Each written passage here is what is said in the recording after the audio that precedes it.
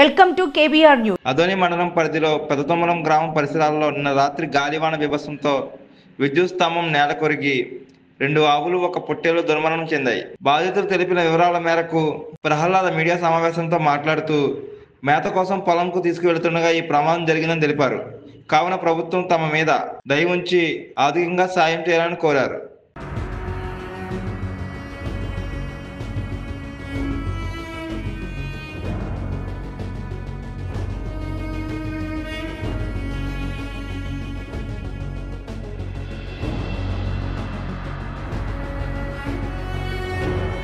లేచి కరెంట్ కంబం పడిపోయింది.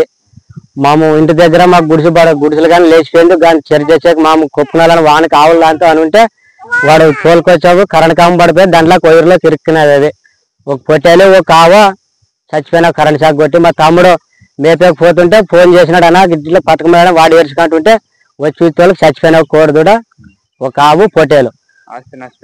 1 లక్ష రూపాయలు ఉంటది. 1 లక్ష రూపాయలు ఉంటది. మామూలు ఏమన్నా గవర్నమెంట్ ఆదుకోవర్లో ముచ్చుకురాతనట్టు వచ్చినాడు, లైన్ మ్యాన్ వచ్చినాడు, ఫోటోలు దింపుకున్నాడు, లైన్ తీసినాడు. లాగుంటే అన్ని 20 ఆవులు తెలియని అవుట్ అవుతుండే. మా మోట్ల మీద బతకోవాలి, శనిగిని ఏం లేదు మాకు. మా నాయన లేదు, మా నాయన చిన్నప్పుడు చచ్చిపోయినాడు. ఇంకా 3 ఆడపిల్లలు, 2 మగ పిల్లలు. మాము ఒక తమ్ముడు మాకు కూడా అట్లా వాడు వాళ్ళు బతికిన ఆవులు కలుసుకుంటుంటాం. గవర్నమెంట్ మాకు సాయం చేయాలని మొక్కుతాం. నా పేరు దయాల ప్రహ్లాద్.